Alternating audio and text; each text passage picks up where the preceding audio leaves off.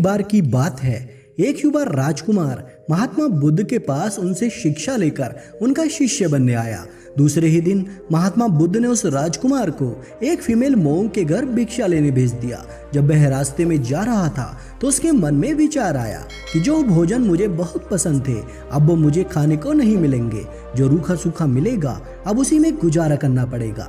लेकिन जब वह फीमेल मोंक के घर पहुंचा तो उसने देखा कि उसकी थाली में वही भोजन परोसा गया है जो उसे सबसे ज्यादा पसंद था। वह बहुत हैरान हुआ, लेकिन फिर उसने सोचा कि एक संयोग ही होगा कि जो मुझे पसंद है वही आज इनके घर में बना होगा। वह भोजन करता है। तभी उसे याद आया कि रोज भोजन के बाद वह राजमहल में रोज 2 घड़ी विश्राम करता था, लेकिन आज तो उसे धूप में ही वापस लौटना पड़ेगा। लेकिन तभी उस फीमेल मोंक ने कहा, भिक्षु बड़ी कृपा होगी अगर आप भोजन करने के बाद 2 घड़ी विश्राम कर लें।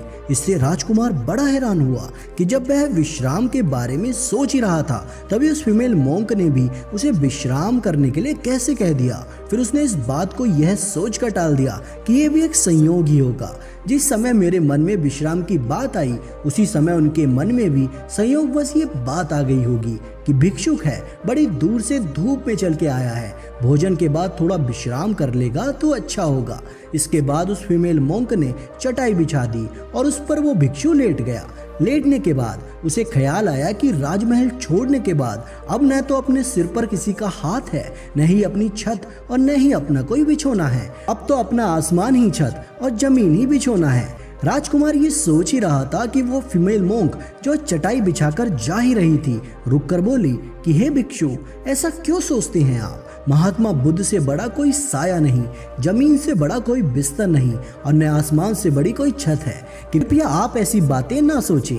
यह सुनते ही राजकुमार एकदम से उठकर बैठ गया। अब उसके लिए ये बात एक संयोग मात्र मानना संभव था। उसने उस बौद्ध भिक्षुणी से कहा कि मैं बड़ा हैरान हूँ, क्या मेरे विचार तुम तक पहुँच जाते हैं? क्या मेरा अंतर्मन तुम पढ़ लेते हो? उस फीमेल मोंक ने कहा, जी हाँ राजकुमार। तब वो राजकुमार बड़े आश्चर्य से पूछता है, पर कैसे? ये तो असंभव है। इस पर फीमेल मोंक ने कहा कि पहले तो मैंने अपने ही विचारों का निरीक्षण शुरू किया था, खुद के मन में आने वाले विचारों पर ध्यान देना शुरू किया था, लेकिन अब तो हालात उल्टे हो चुके हैं।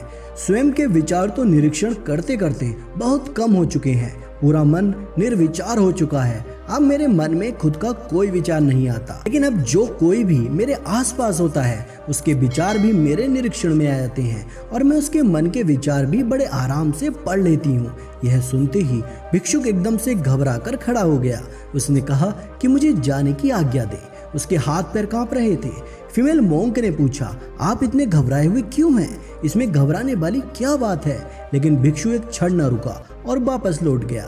लौटकर उसने बुद्ध से कहा कि बुद्ध, मुझे माफ करें, लेकिन मैं उस द्वार पर कभी भिक्षा मांगने नहीं जा पाऊंगा। बुद्ध ने भिक्षु से कहा, क्यों? तुमसे कोई गलती हुई क्या वहाँ? इस पर भिक्षु ने कहा कि न तो मुझसे कोई भूल हुई और न ही कोई गलती, और तो और मुझे वहाँ बहुत ही ज़्यादा आदर सत्कार मिला और साथ ही जो भोजन मुझे सबसे ज़्यादा प्रिय है वही खाने को भी मिला। लेकिन वह फीमेल मोंक दूसरे के मन के विचारों को पढ़ लेती है। यह तो बड़ी ही खतरनाक बात है, क्योंकि उस सुंदर फीमेल मोंक को तो देखकर मेरे मन में तो काम वासना भी उठी थी और कुछ गलत विचार भी उठे थे।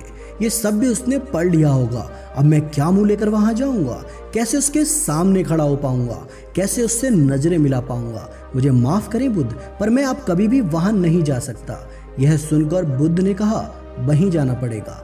अगर तुम्हें ऐसे ही क्षमा मांगनी थी तो भिक्षु बनने की कोई जरूरत नहीं थी।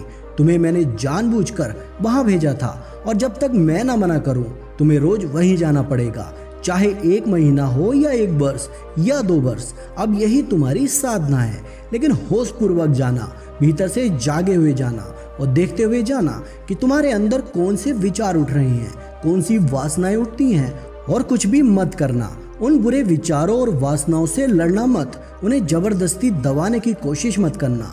दिमाग में उस समय जो भी विचार आ रहे होंगे उन्हें आने देना।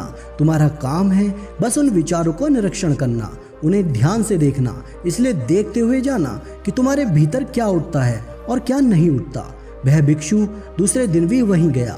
एक बार जरा सोचिए कि उस भिक्षु की जगह आप ही जा रही हैं और वो फीमेल मोंक आपका मन पढ़ लेती है। वह बहुत सुंदर है, बहुत आकर्षक है, पर वो सभी का मन पढ़ लेती है। तब आप क्या करते? वह भिक्षु रास्ते पर चला जा रहा था।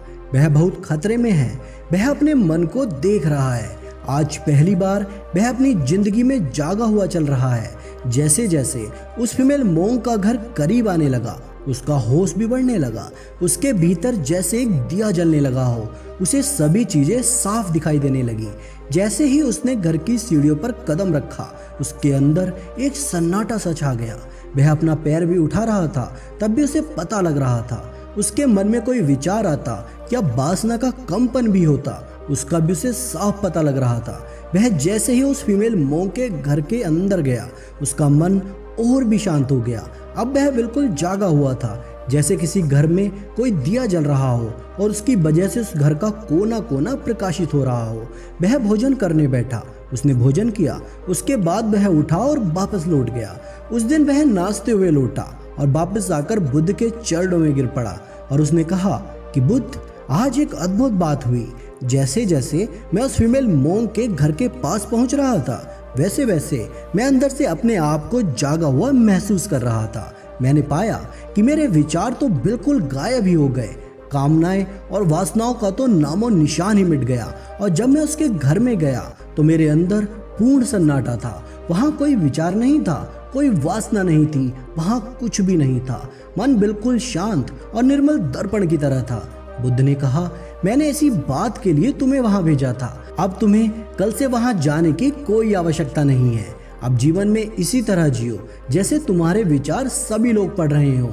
अब जीवन में इसी तरह चलो कि जो भी तुम्हारे सामने है वह तुम्हें जानता है, वह तुम्हारे अंदर देख रहा है और तुम्हारे विचारों को पढ़ रहा है। इसी तरह चलो और अंदर से जागे रहो। जैसे जैसे तुम्हारे अंदर का जागरण बढ़ेगा, वैसे वैसे गलत विचार और वासनाएं खत्म होती चली जाएंगी।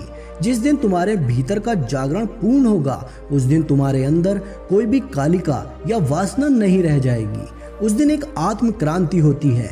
इस स्थिति और चैतन्य के जागने को मैं कहता हूँ विवेक का जागरण। दोस्तों, इस कहानी से हमने सीखा, यदि हम अपने दिमाग में एक बात को बैठा लें कि सामने वाले के बारे में हम जो भी सोचते हैं वो उसे पढ़ रहा है, उसे सब पता लग रहा है, तो हमारा दिमाग किसी के बारे में भी बुरा सोचना कम कर देगा या बंद ही कर देगा। सोचिए, अगर आप किसी लड़की के बारे में गलत सोच रहे हैं और ये बात उसको पता लग जाएगी, तो क्या तब भी आपका मन ऐसी बात सोचेगा? नहीं, बिल्कुल भी नहीं। दोस्तों, अगर हम इस प्रोसेस को कई दिनों तक करते रहें तो हम पाएंगे कि हमारा मन विचार शून्य हो गया है। ये केवल वर्तमान में जी रहा है, सिर्फ वर्तमान की चीजों को देख रहा है, उसी का साक्षी है। हमारा दिमाग किसी के बारे में भी अच्छी या बुरी राय बनाना छोड़ देगा। ये उस चीज को वैसे ही देखेगा जैसी वो है। दोस्तों, अगर हम ये कर पाते हैं तो आप देखना, आप भी शांति से भरी जिंदगी जी पाएंगे। मित्रों, उम्मीद है आपको वीडियो पसंद आई होगी। वीडियो अच्छी लगी हो तो हमें ज़्यादा से ज़्यादा सपोर्ट करें। अपना कीमती समय हमें देने के लिए आपका धन्यवाद।